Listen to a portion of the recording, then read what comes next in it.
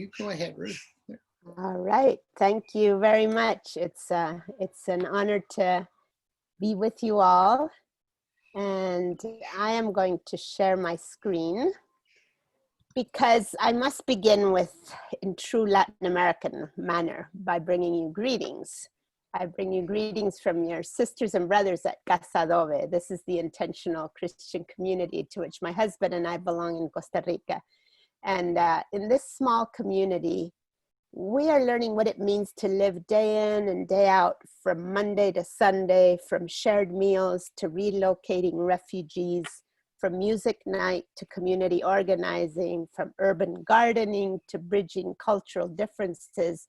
We're learning what it means to live as actors in a story of a good creation in which all forms of life can flourish.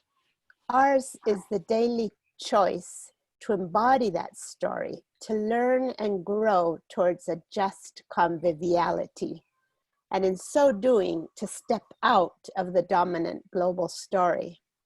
Now, if we had to title that predominant story out of which and into which people around the world live today, we could call it global consumerism.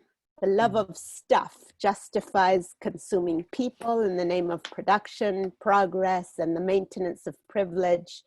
It also justifies the voracious plunder of our planet with no regard for the delicately balanced web of life for its most vulnerable members, or for the living conditions of future generations. And finally, it eats away at our very soul, deafening us to the cries of the people, the cry of the earth, even the cry of God's Spirit within us, and shriveling up our imagination so that we succumb impassively to the status quo. When the gears of global capitalism smash the great majorities, when the aridity of consumption calcifies hearts and incinerates consciousnesses, when the agro-industrial machinery grinds down forests, commodifies water, and enslaves entire people groups, when structures of repression fabricate a world of superficial make-believe and ignore the crude reality, we need to tune into God's Spirit, the revealer of truth, the singer of life, denouncer of death, who shakes the sleeper and awakens dreams, the Spirit who names, and in naming discovers, uncovers, and reveals the heart of darkness under the varnish of our developed world. God's Spirit who hovered over the waters, breathing creation into being. God's Spirit who inspired and empowered the prophets of old to tear off religious facades and call God's people back to their true identity. God's Spirit who anointed Jesus to tell and live the truth of God's love all the way to the cross. That same Spirit of truth is in Jesus' followers today. The Spirit of truth makes Jesus present for his followers so that we too might tell and live the truth of God's life-giving love amidst our self-filled, hate-filled, and fear-filled world that is blindly running itself off the precipice. Now, today we're going to explore the topic of just conviviality, living missionally in our common home. And it's my joy to lead that exploration by combining reflections on creation care with lessons learned in the respectful exchange generated between Latin American followers of Jesus and a well-known British Bible scholar whose identity will soon be obvious. He was addicted, he confessed. I am addicted to the observation of wildlife in general and birds in particular. About his visit to the Galapagos Islands, where he studied and photographed iguanas, tortoises, albatross, frigate birds, and many other animals, he wrote, I had an orgy of photography. Undoubtedly, if he were alive today, he would be grieving deeply the 3 billion birds that have disappeared in the last 50 years in North America, and the tragic news about accelerated global warming. Meet John Stott, or Tío Juan, as we knew him in Latin America.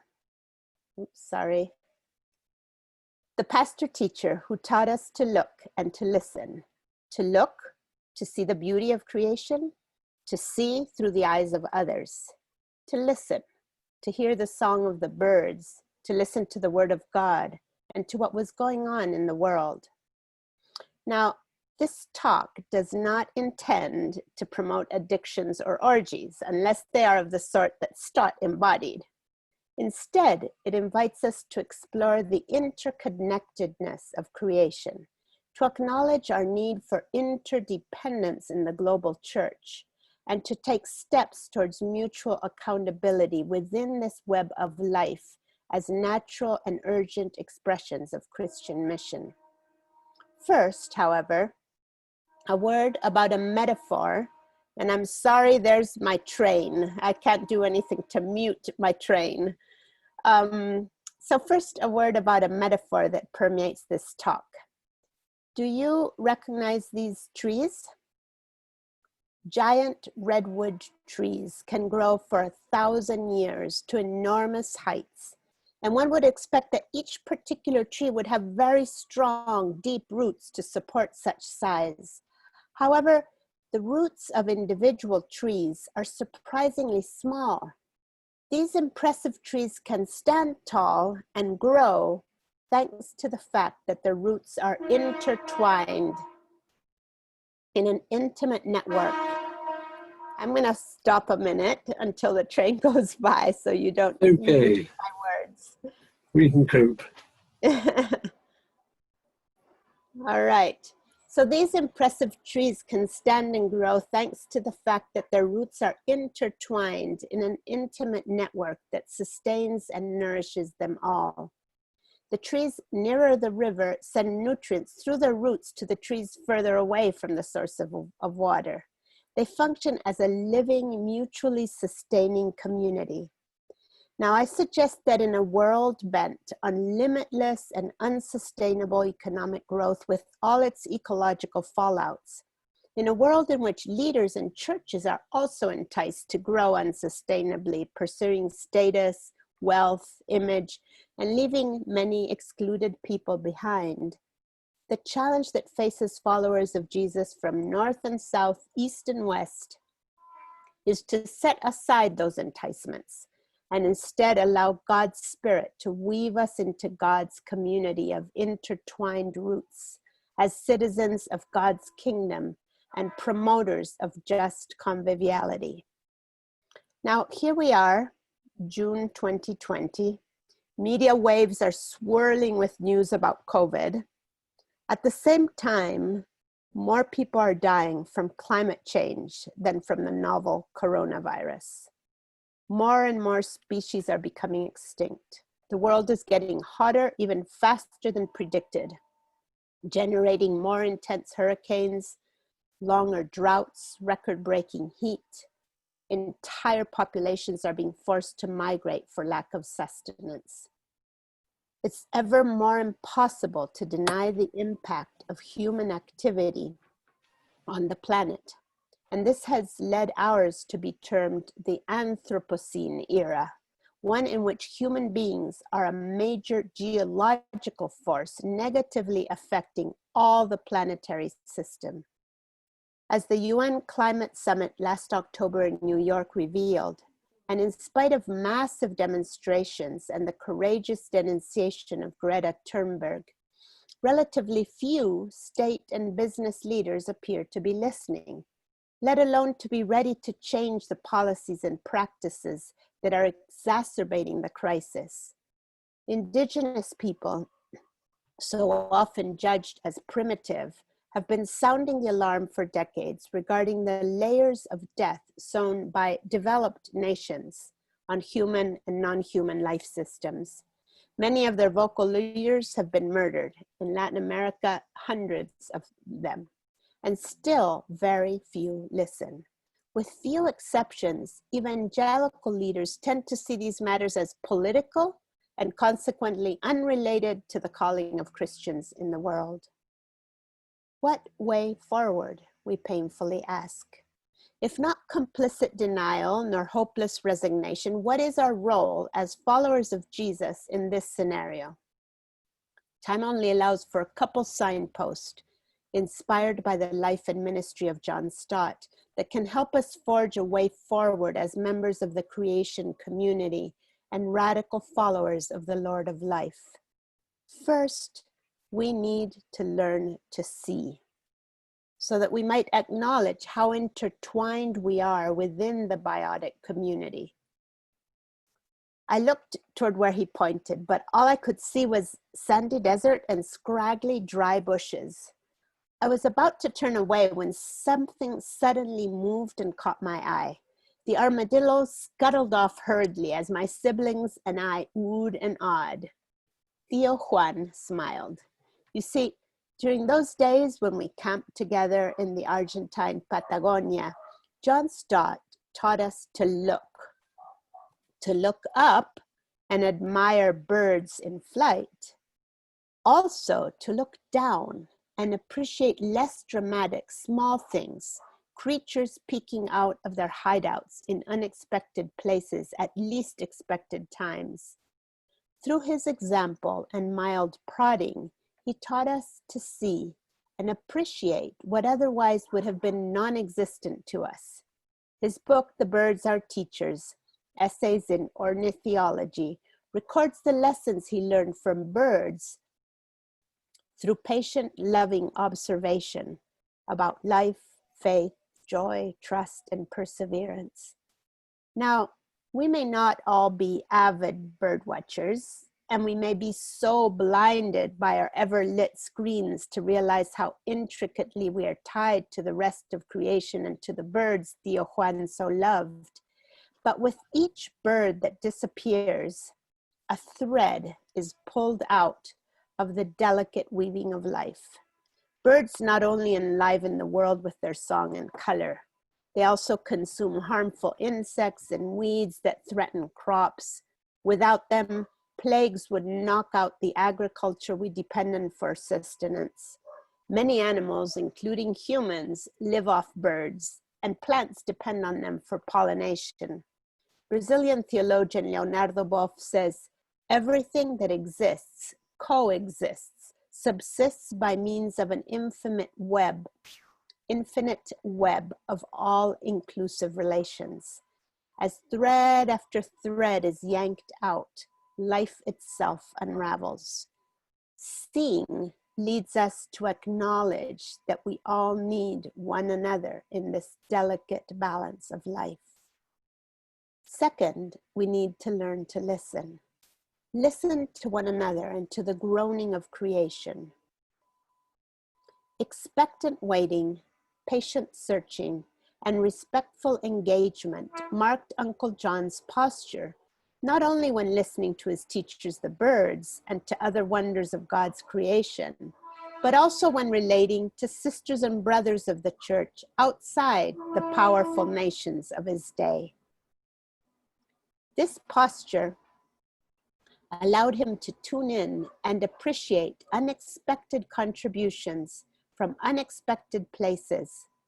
Hardly might one expect in our classist and racist world order that a Cambridge-educated British clergyman might have much to learn from people outside the UK.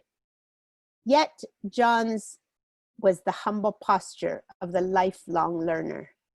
He allowed his reading of scripture and his theological articulations to be colored by his friendship with Christians from Africa and Latin America and the realities of their contexts.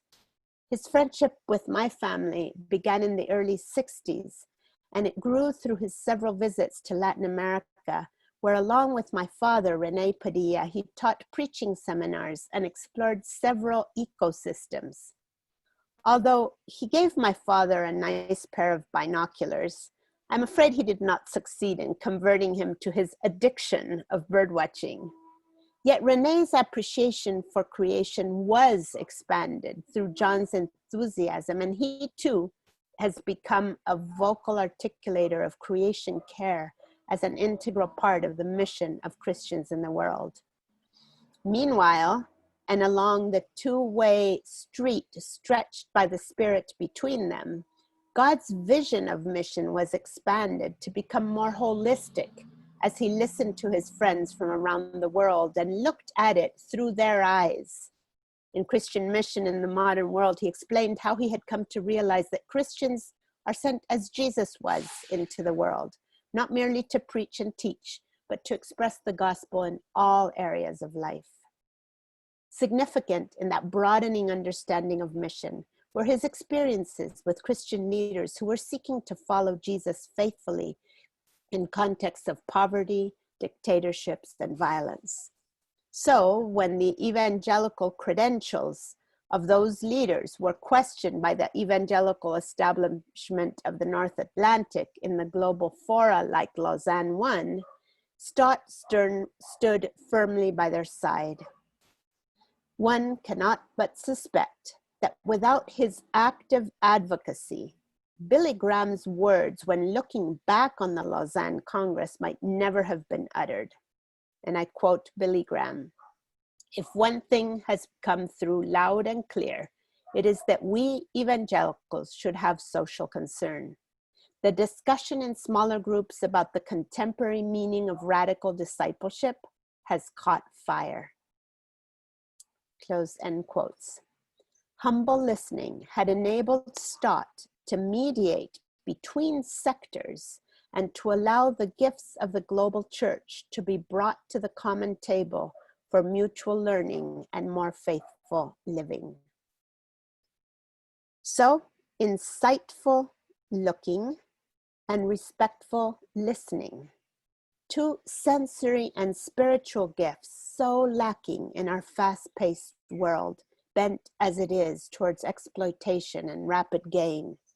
Both are essential and urgent practices if we are to correct our trajectory as humanity in our common home. ¿Volverán las golondrinas? Will the swallows return to Central America? That question serves as the title of a book published in Costa Rica over 40 years ago by Swedish Ecuadorian ecologist Ingemar Hedström. A study released last October indicates that these evocative birds, whose astounding memory allows them to find the very nest in which they cracked their shell at birth, even if it is 6,000 miles away, and only return to on their next migration, that these birds are severely endangered. Many of them count prominently among those 3 billion birds that have disappeared over the last decades, due mostly to pesticides and global warming. Will the swallows return? The answer is no. They will not return unless we take off our consumerist glasses through which we see a dollar sign on everything and everyone, and instead use binoculars that expose the dark shadow of deadly greed under the varnish of progress and prosperity. They will not return unless we listen to the communities already being affected by sea rise, desertification, and ocean pollution. They will not return unless we hear the groans of the land gouged open for the extraction of the black gold it has taken millennia to produce, and we work together to create alternative sources of energy. They will not return unless as Christians we go back to Scripture and allow God's Spirit to read us into the story of a good creation and a renewed earth, and we hear afresh our original calling to care for the garden in which God planted us. They will not return unless we quiet our hearts enough to hear the still small voice of God's Spirit pleading, "Choose life," and join with like-hearted children, women, and men, not as messiahs, but as humble followers of a humble Lord, to live the whole gospel and make daily choices of care within the creation community. These are lessons we're learning a day at a time at Casa Adobe. 3 final stories illustrate how recognizing ourselves as part of a global body with intertwined roots can nourish our hopeful commitment and enable us to live more justly as part of that community. For Lent last year, we decided to get truly serious about reducing plastic, single-use plastic. We began trying out alternatives, cloth bags, solid containers, making our own toothpaste, and so on. One day, as we were running out of steam, I noticed that Ruth Valerio from Tear Fund had begun a Facebook group titled Plastic Less Living. Tuning in with the questions and experiments of sisters and brothers across the ocean gave us fresh ideas and much encouragement. We were not alone in our effort. Instead, our modest attempts could inspire others, and many small initiatives could add up and bring some needed change. In a similar vein, early this year, headed up by Erika Alvarez, Casa Adobe began organizing the neighborhood to recognize our relationship with the river that runs a scarce 400 meters from our home. Today, it is classed as the most polluted river in Central America. Yet, our 40-year-old neighbors remember family picnics and swimming in it. A young South African volunteer designed an artistic rendition, and neighbors have written songs and poetry about the river. All these initiatives, along with regular visits to the sites and cleanup days, are allowing our neighbors to regain their relationship with the Virilla and to make concrete commitments like no longer dumping trash down the side of the hill. As that relationship is healed, so are relationships within the community. People who barely nodded to one another in passing are now joined by the care for their shared place. Finally, a confession. A while back, we began noticing some stray bees around one corner of the house. We initially tried to shoo them away, but as days wore on, we began hearing an increasingly louder buzz. We called a local beekeeper who offered to take care of the situation for free in exchange for the bees. Imagine our surprise when he removed the floorboard from the second story and uncovered a huge beehive, complete with a couple pints of honey. As he looked at the grounds and garden of Casa Adobe, and although he could have profited by taking them, he said, "I won't take the bees. This is a good home for them." He helped us set up a proper place for them and has visited them a few times to coach our garden team about their care. All this sure challenged us to become far better listeners to the non-human community of which we are a part. Will the swallows return? We cannot avoid the question if we seek to fulfill our creational mandate. To what and to whom are we listening? What do we need to see? Who do we need to see? Will the swallows return? It will be an uphill battle.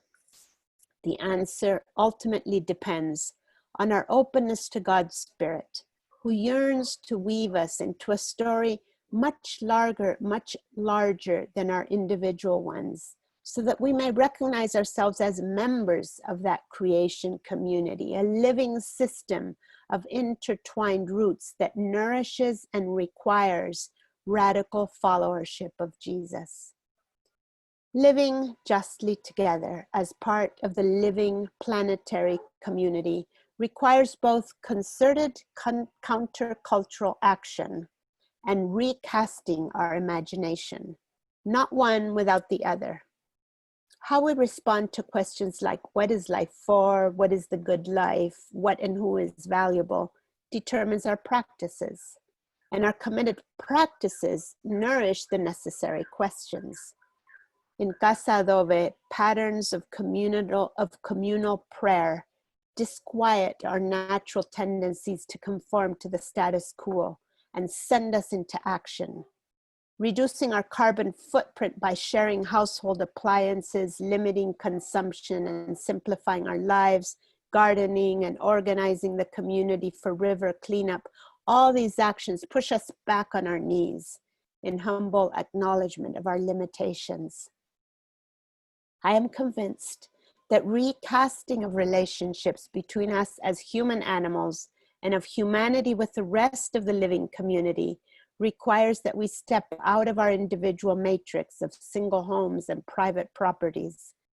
Far from slight tweaks here and there, the condition of our planet demands recasting and embodying diverse forms and experiments of just conviviality. May we have eyes to see and ears to hear, and may we live in active search of that conviviality in our common home as a form of joyful worship of our common Creator. Thank you. Thank you, Ruth. For everyone out there, if you have a question or a comment on your participant screen, you open that up and there will be a little thing where you can put your hand up and I will recognize you and we can unmute and hear responses.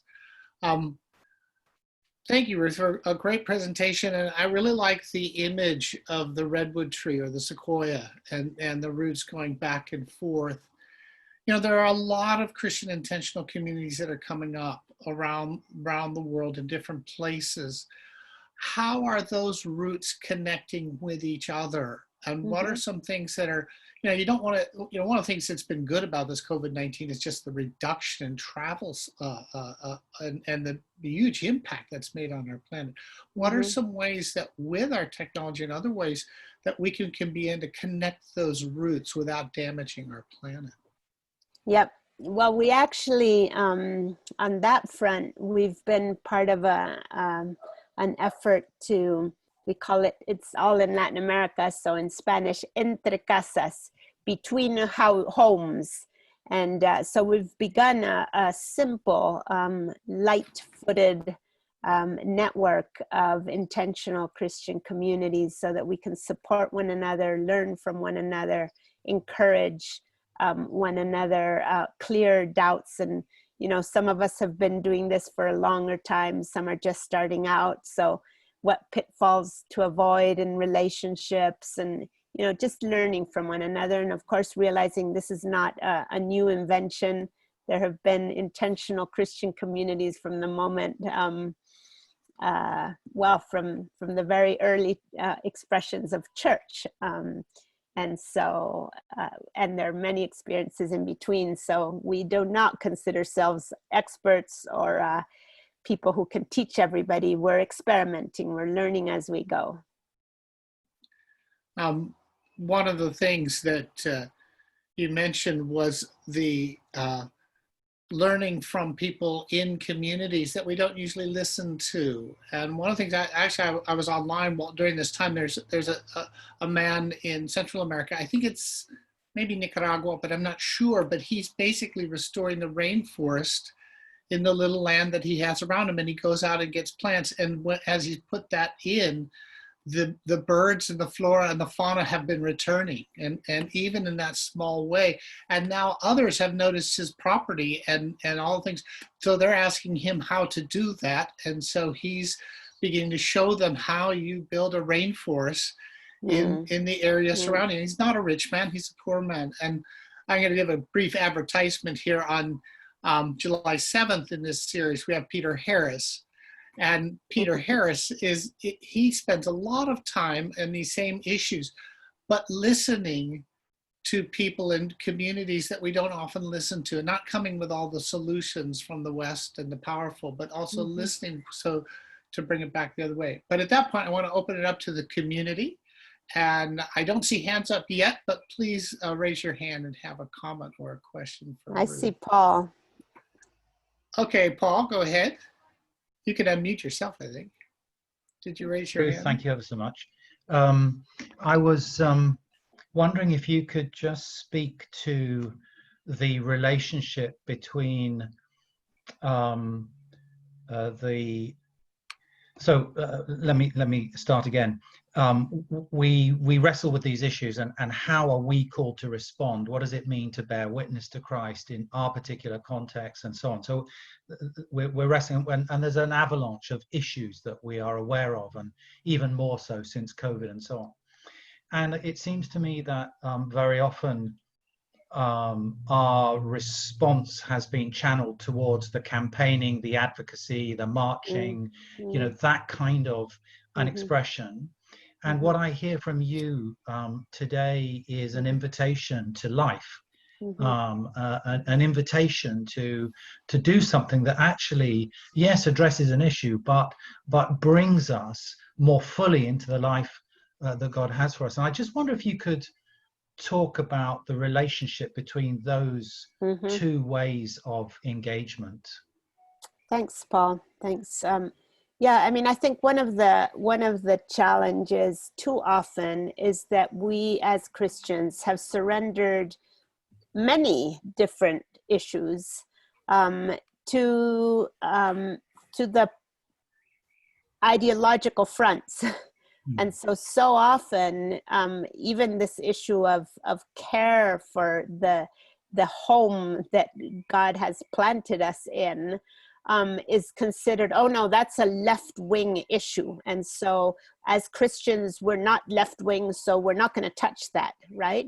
And then you have the other one that you alluded to, Paul, which is people just, okay, we should be concerned. Let's go march. The activism.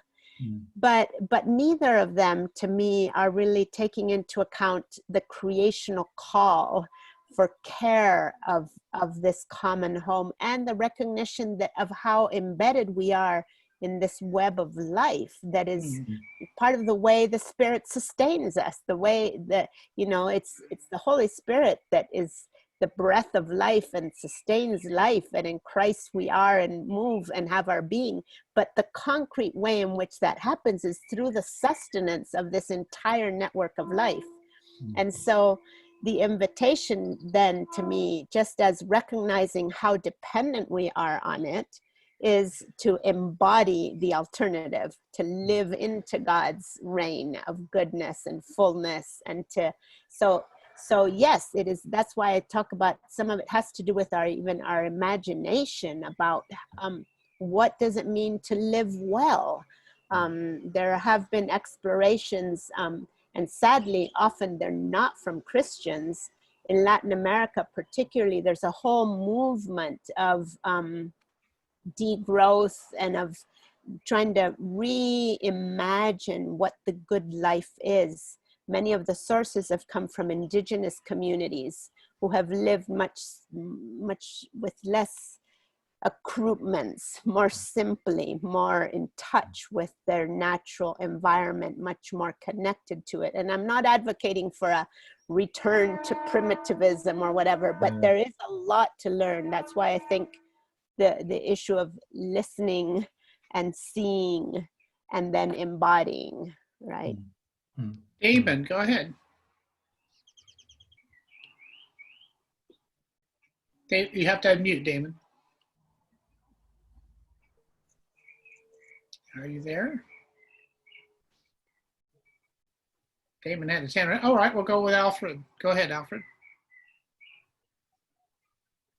Alfred, you can unmute. Yep. Well, many thanks, Ruth, for a most inspiring talk. In your days, in your dad's days, he came to South America when we were in the tension of revolution and repression, the two answers to the Latin American political and social scenario, right? And then we've moved on from there, and today, revolution has become anarchism. And I recently had an anarchist on my TV program, and I just asked him the sort of things you're asking. And by the way, your train sounds out a great alarm the whole time to us. But, sorry about that. No, it's great. It says, listen to her. But what worries me is that so much of our Latin American youth is being taken by what I call the opiate of the intellectuals today. The sort of neo-Marxist blah. That is, and my question is, do we see in anarchy, let's be serious with anarchism a minute, in Latin America, do they propose in your mind any sort of solutions like, say, Marxists did in our day? We were mostly Marxists in those days. We proposed solutions that today it's become a really irrational, Kafkian scenario where people say, look, burn it all down, because out of there something will come. But I just wondered if you and your dad and the thinking, Samuel Escobanas, have been able to trace this through. Are they proposing ecological answers today? Is there anything more than a mystic step into sort of the rising out of the ashes of the perfect society? I mean, are we that bad? Are we that bankrupt in our thinking in Latin America that our best young people are there? I would just add to that some of our Christians, I'm very proud of one or two of them that I'm from our congregation, speaking into education, for instance. They're going for the basic answers to society from a Christian platform, more objectively, and building from below.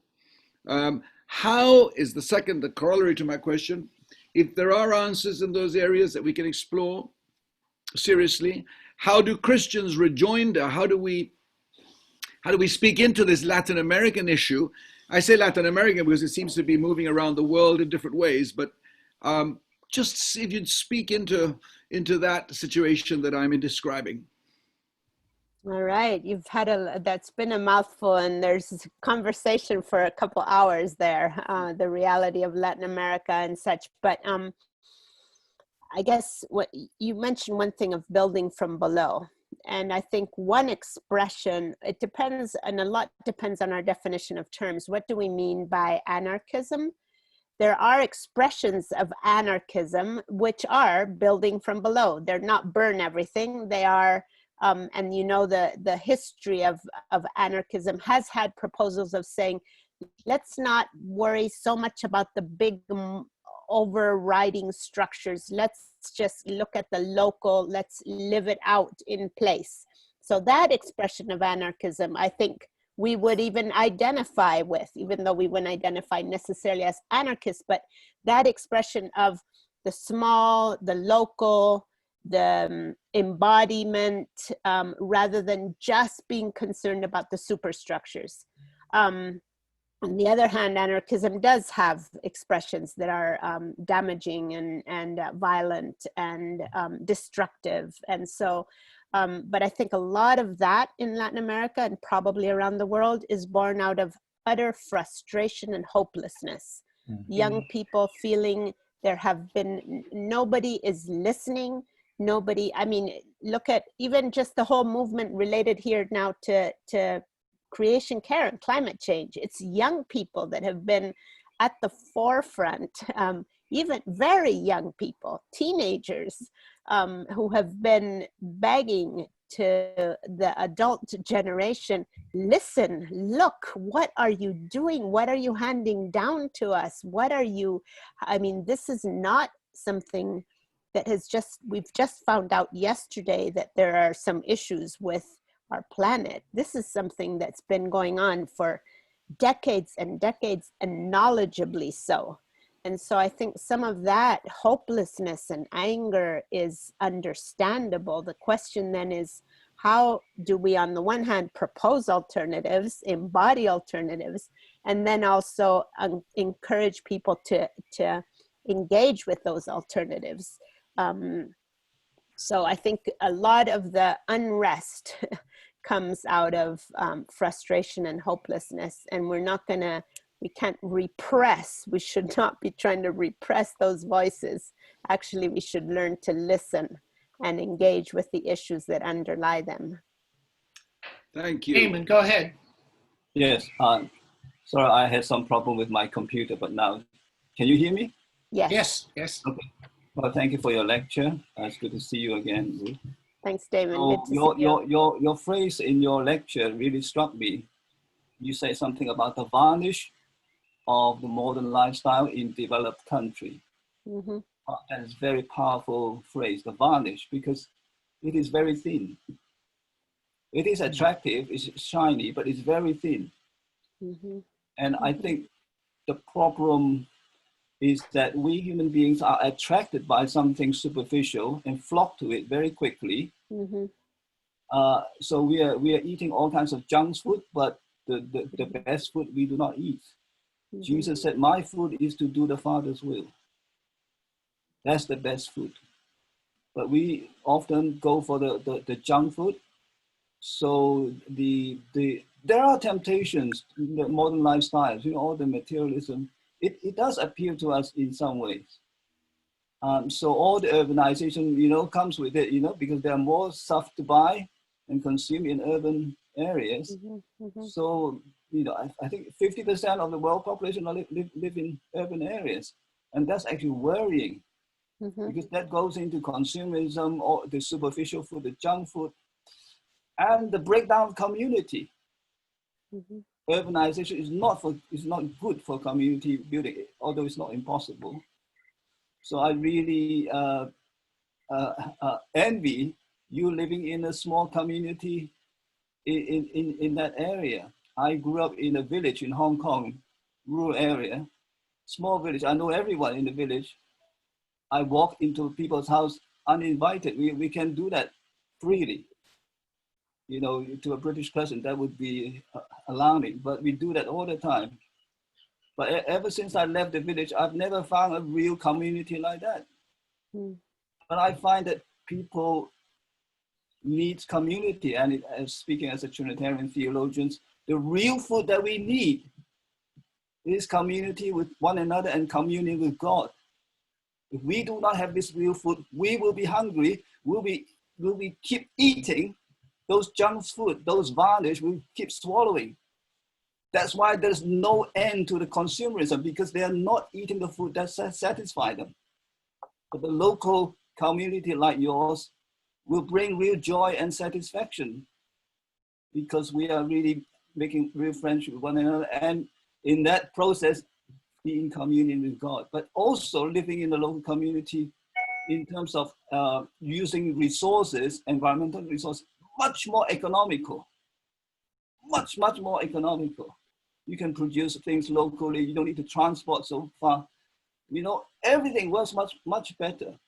But I'm afraid the tide in the world is urbanization, not staying in the rural area. And how can we? But Damon, just to clarify, we don't live in a rural area. We live, you hear the train. We are 13 minutes away by that train to the heart of San Jose, the capital city of Costa Rica.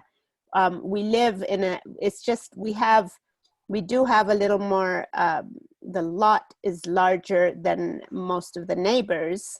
But it is city, it is urban. And the experiments of many of these intentional communities around Latin America today are in urban centers. We actually have some friends in Buenos Aires, well, another city, Mar del Plata, it's called, where 3 families decided to get 2 adjacent homes, and they opened the back to each other. So they share their backyard.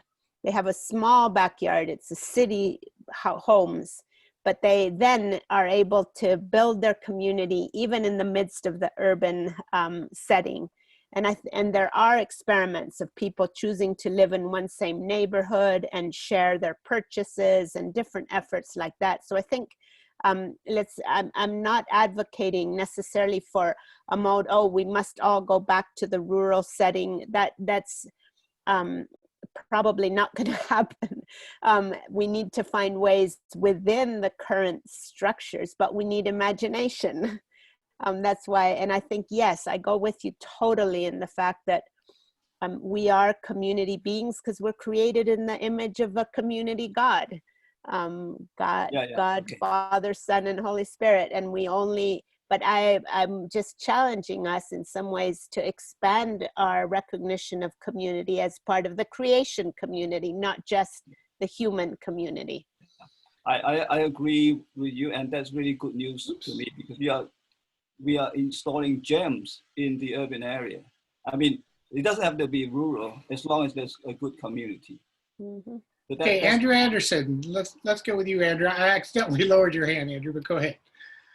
Ruth, thank you very much. It's both good to hear you and see you again. And thank you very much for a very provoking and stimulating talk.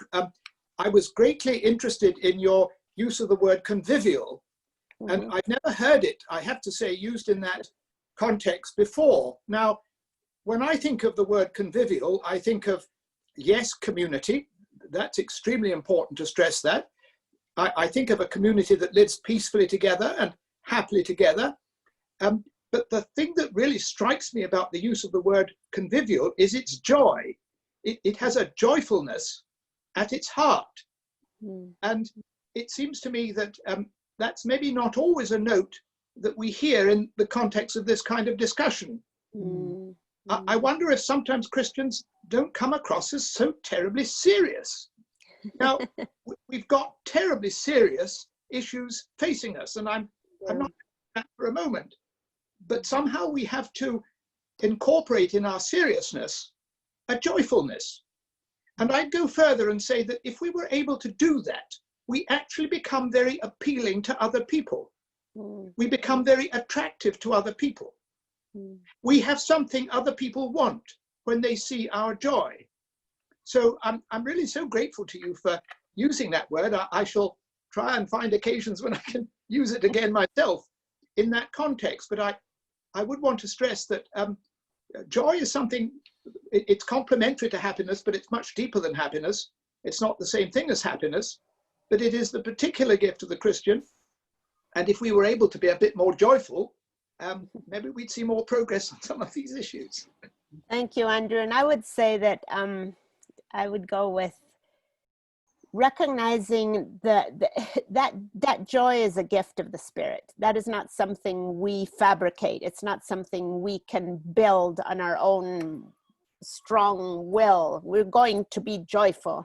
No, that's a gift we need to learn to receive. And so Brueggemann talks about just so much of this turn in the prophetic imagination from building and claiming and grabbing to receiving. And I think that's where my call in this talk about when all these things are just kind of pulling and tugging at us, we need to be ready to listen to the Holy Spirit, to seek the recasting of our own imagination and our capacity to be joyful.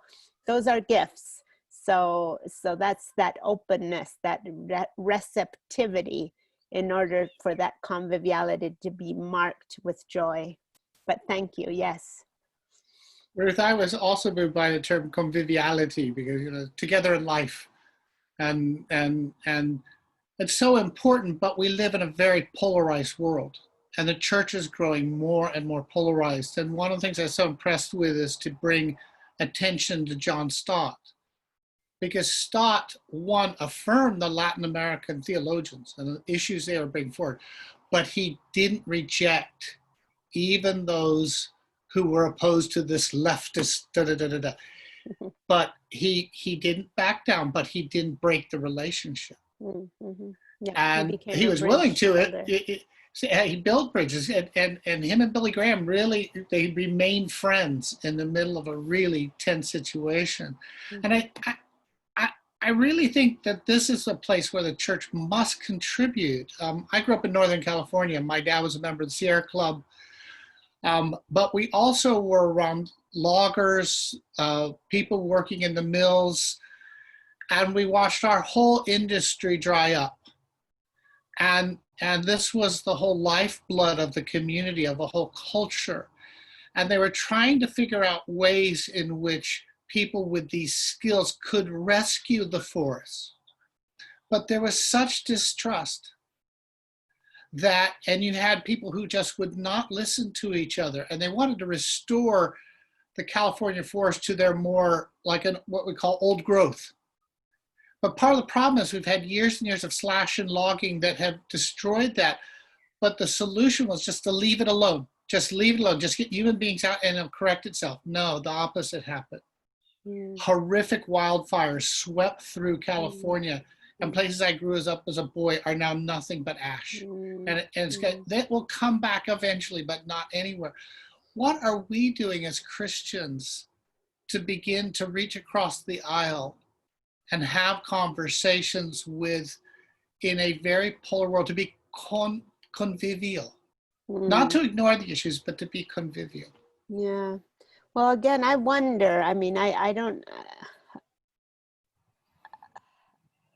I guess I wrestle with that too. But I would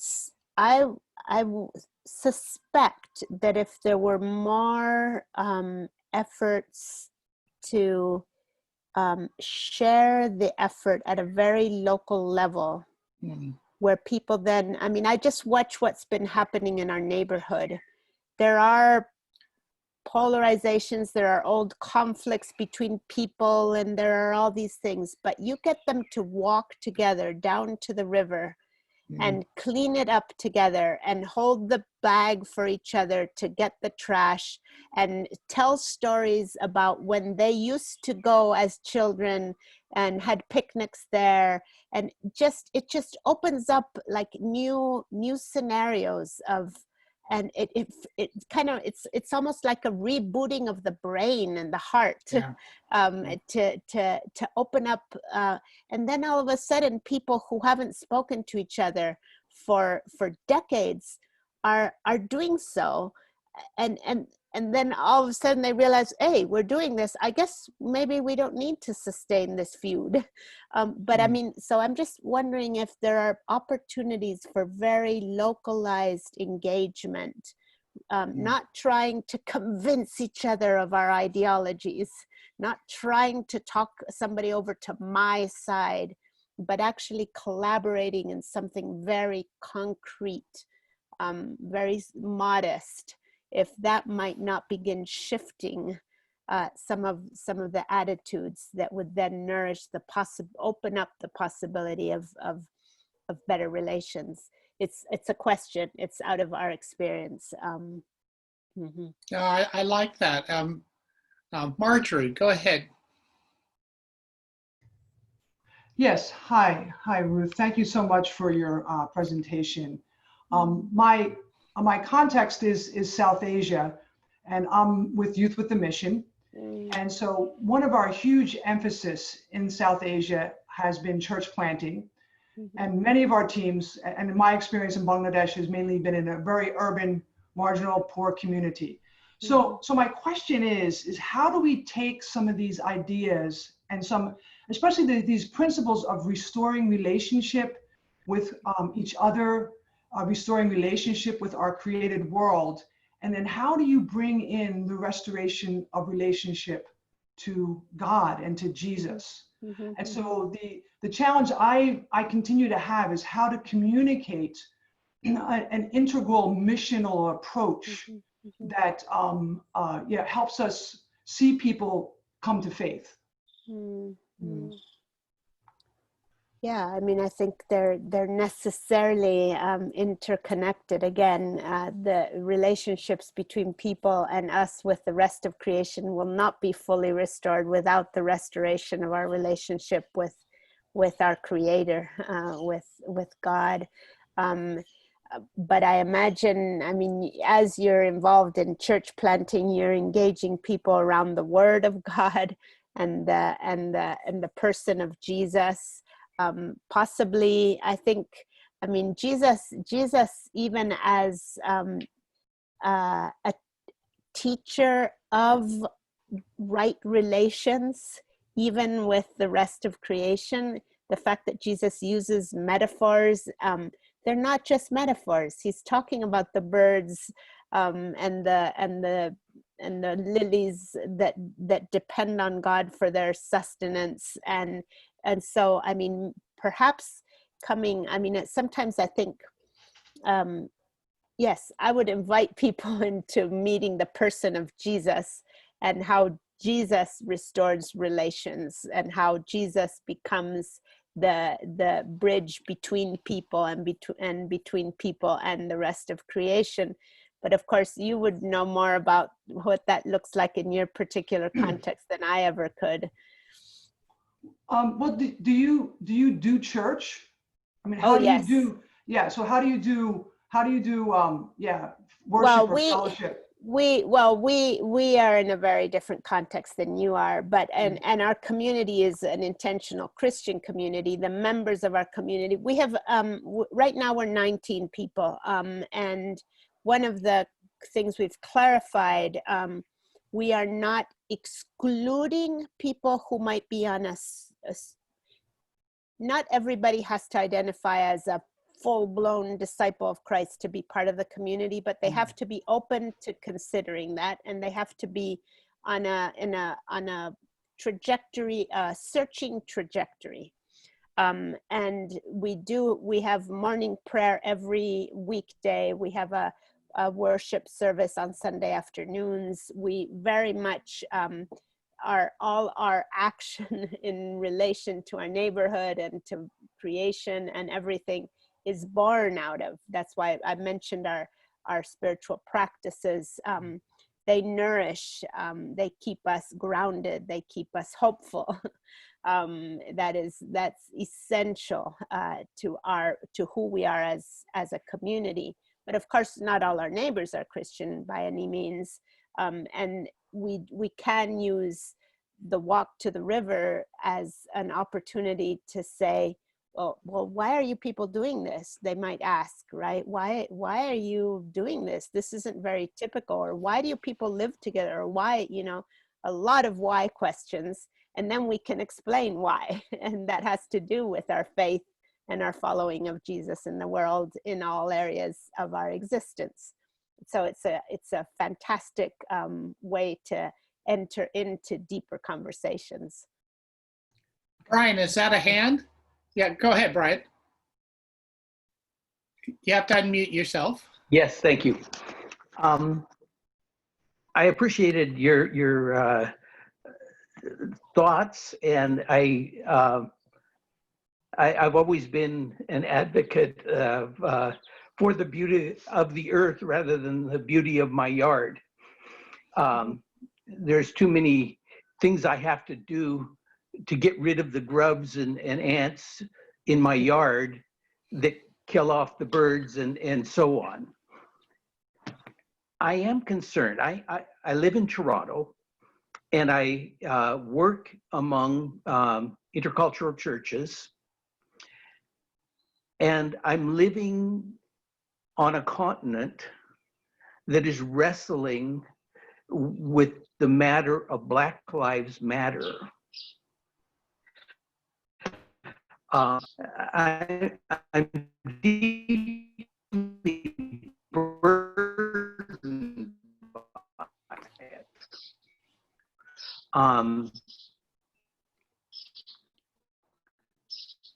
You've spoken of what I'm seeing are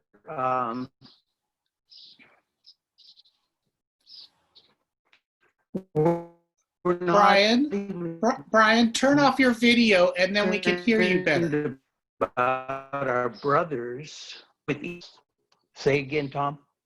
Said turn off your video screen and then just use the audio and then because you're breaking up. Okay, thank you. Yeah. Okay, go ahead. Don't mute yourself.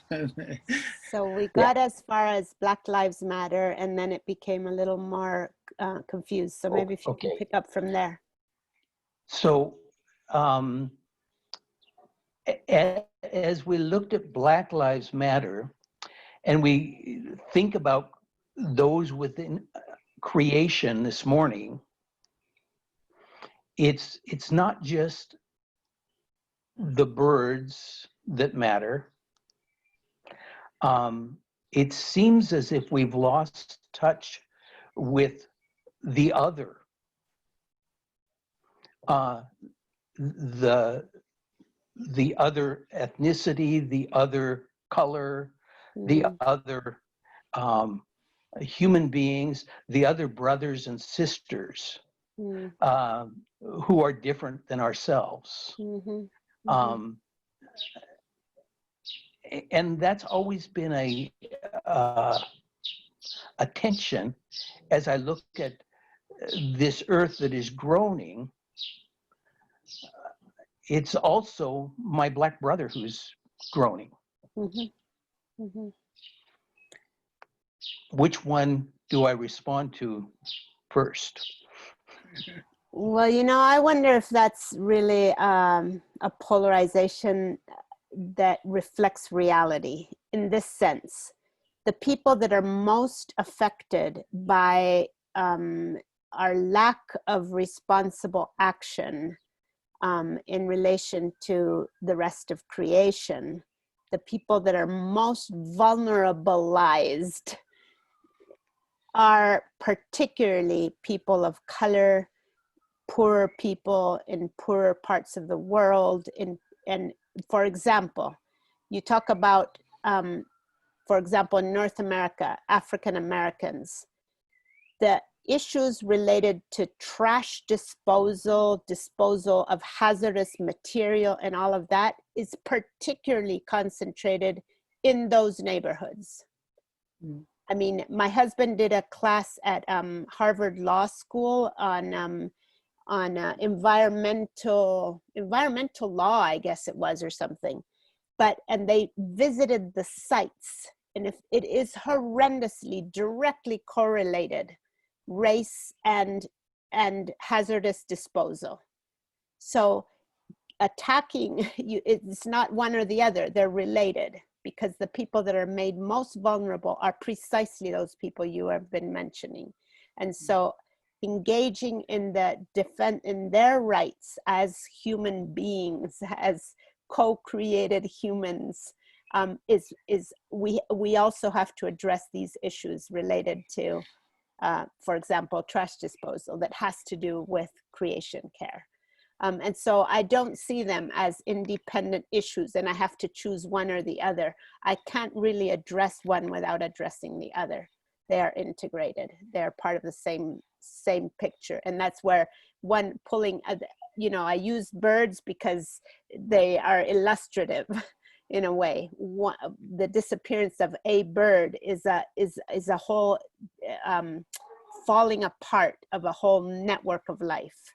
And in the same way, the loss of a human life is, again, it's the undoing of that web of life, and it worries us. Yes. So I would just not make an either or out of that one. Good. Any other questions or comments? Could I follow back up on that, Tom? Yeah, go ahead, Brian. Without making it an either or, Mm-hmm. how might the church make it a both and? Mm-hmm.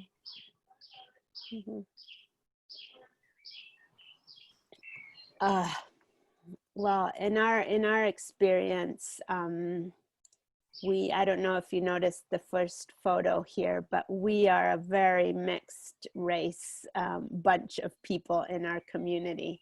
The refugee family from Venezuela that are our most recent addition to the community, he is from Guyana and Venezuela. He's very Black.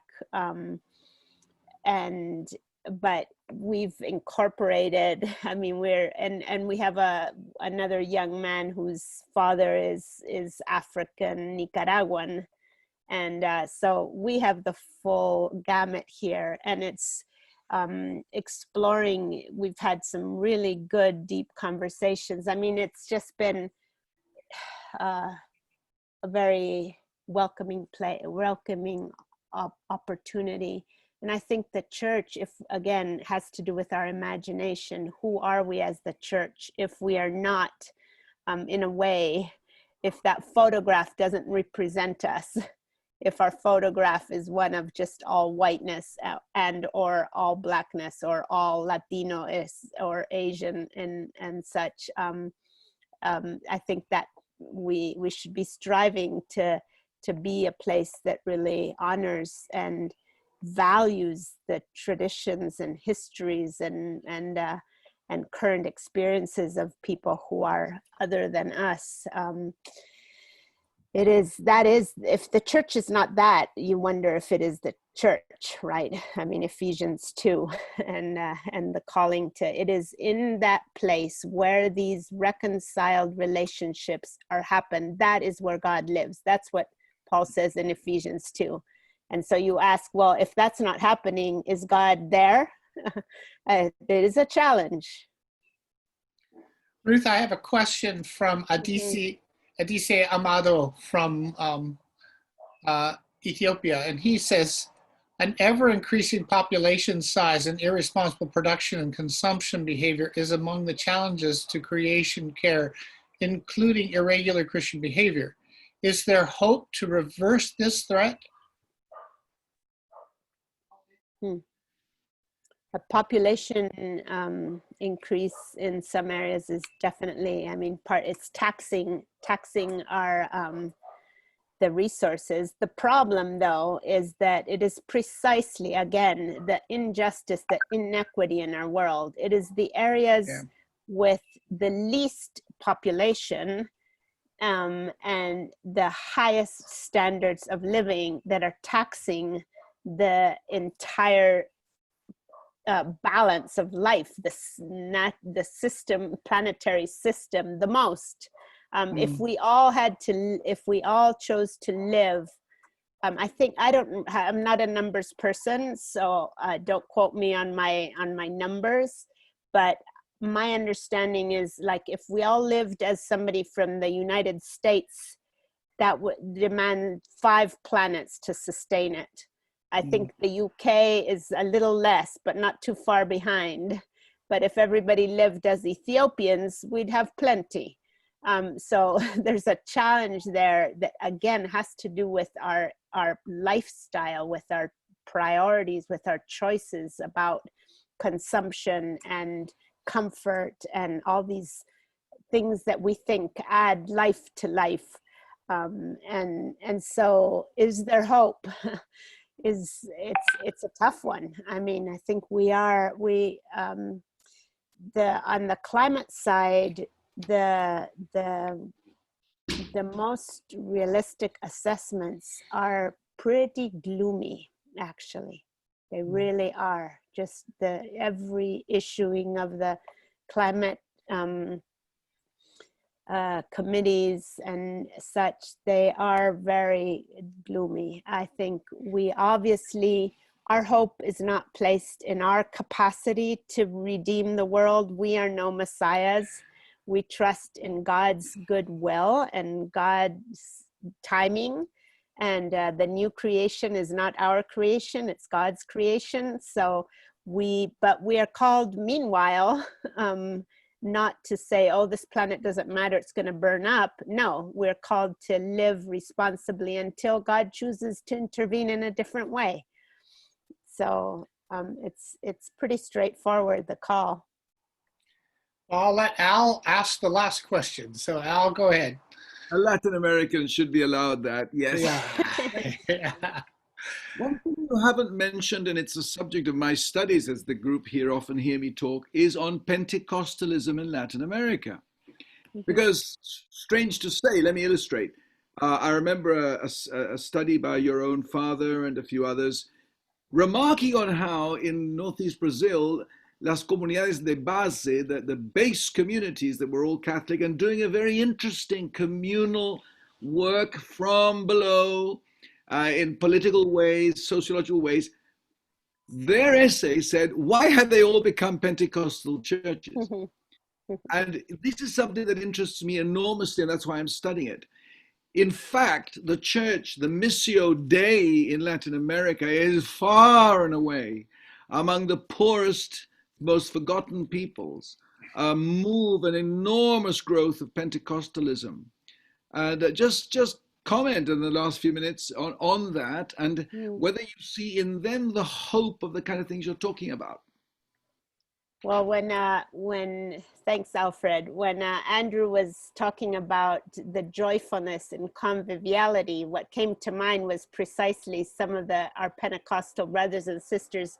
And this book, which you will understand, la fiesta del Espíritu, the celebration, the party, the joyfulness of the Spirit, spirituality and Pentecostal celebration by Darío López, Peruvian pastor of the Church of God, Pentecostal bishop. Yes, the Pentecostal churches have definitely been the ones with the largest growth, and some of them are very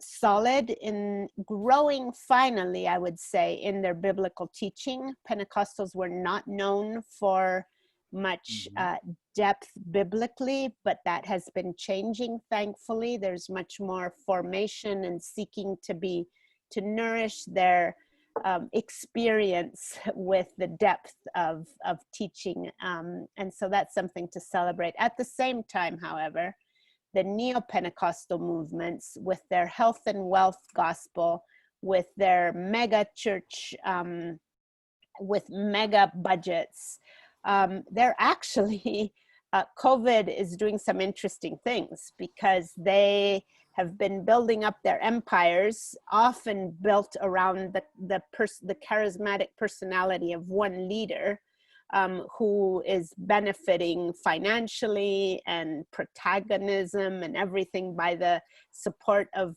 thousands of people who are sowing their seeds for prosperity, and really a very, very tragic scene. But COVID has broken that all up because they can't gather, they're not getting their mega offerings. So this is an interesting thing to see what the church, how these churches are going to respond, and what will be the fallout of not gathering in these spectacular shows and such of some of these neo-Pentecostal. But we do need to make a difference between the traditional Pentecostal and the neo-Pentecostal, and both in their social engagement and, to me, in their proximity to the gospel and to really reflecting the nature of the church as God would have it be. Yes. Yeah. Well, thank you, Ruth. Right. And a great addition to this great series. And thank you very much. And blessings upon you. So I'm going to say goodbye.